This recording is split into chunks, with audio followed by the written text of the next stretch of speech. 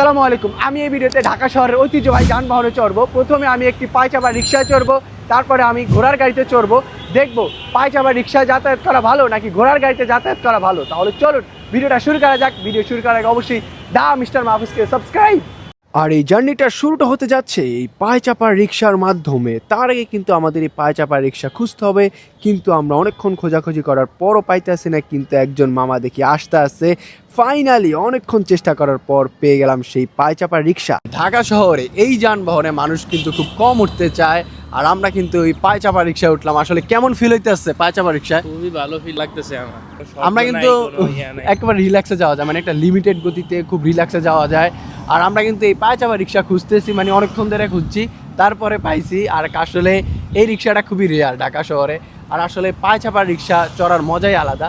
আগে এক সময় ঢাকা শহরে আসলে এই রিক্সার যে ক্রিং ক্রিং ভেল বাজার একটা সাউন্ড সবসময় কানে আসতো, খুবই ভালো লাগতো। বাট এখনকার অসংখ্য এই টেসলা, মানে ঢাকা শহরের যে বিরক্তকর একটি যানবাহন, যে এই মোটরওয়ালা রিক্সাগুলো, সেগুলি একটা বিরক্তিকর।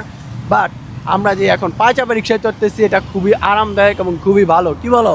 হ্যাঁ, এটা খুবই ভালো লাগতেছে, কোনো শব্দ নাই, আর ক্রিং ক্রিং শব্দে আমরা মনোমুগ্ধকর লাগতে আছে, খুবই ভালো লাগতেছে। সেরা। অল্প দূরত্বে ঢাকা শহরে যাতায়াত করার জন্য এই পায়চাপা রিক্সা হতে পারে এক কথায় অসাধারণ, কিন্তু এই রিক্সা তো এখন খুঁজেই পাওয়া যায় না। পায়চাপার রিক্সার জার্নিটা খুবই ভালো লাগতেছে। এরপরে যাব কিন্তু আমরা ঘোড়ার গাড়িতে চড়বো।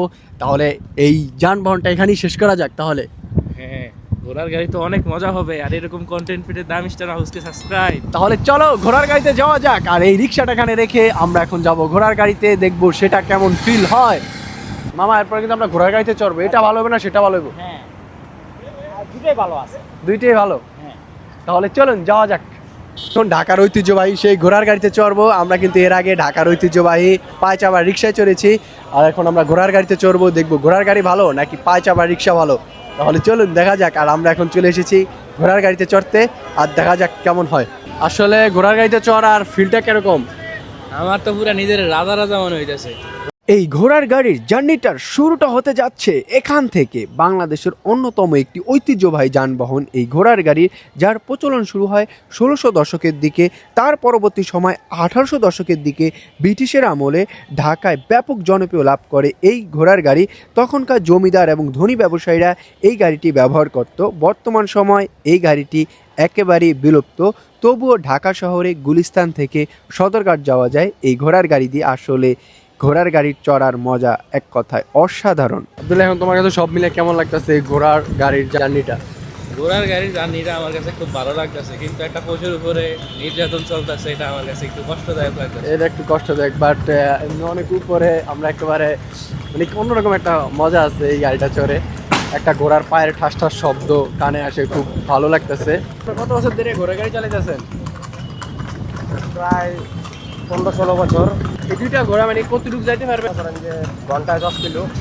ও, ঘন্টায় 10 কিলোর মতো যাইতে পারে এই ঘোড়ার গাড়ি না? ঘোড়ার গাড়ির এই জার্নিটা এক কথায় অসাধারণ। এত উপর থেকে চারপাশের দৃশ্যগুলো খুবই সুন্দরভাবে দেখা যায়। আর এই জার্নিটা এখানেই শেষ করা যাক। আসলে আপনাদের কাছে এই দুইটা যানবাহনের ভিতরে কোন যানবাহনটা বেশি ভালো মনে হয়েছে সেটা অবশ্যই কমেন্ট করে এখনই জানান। আর আপনি কি এই দুইটা যানবাহনের ভিতরে, দুইটা যানবাহনে কি কখনো উঠেছেন, ঘোড়ার গাড়ি এবং পায়চাপা রিক্সা? তাই এখনই কমেন্ট করে জানান। আর দা মিস্টার মাহফুজকে এখনই সাবস্ক্রাইব করুন।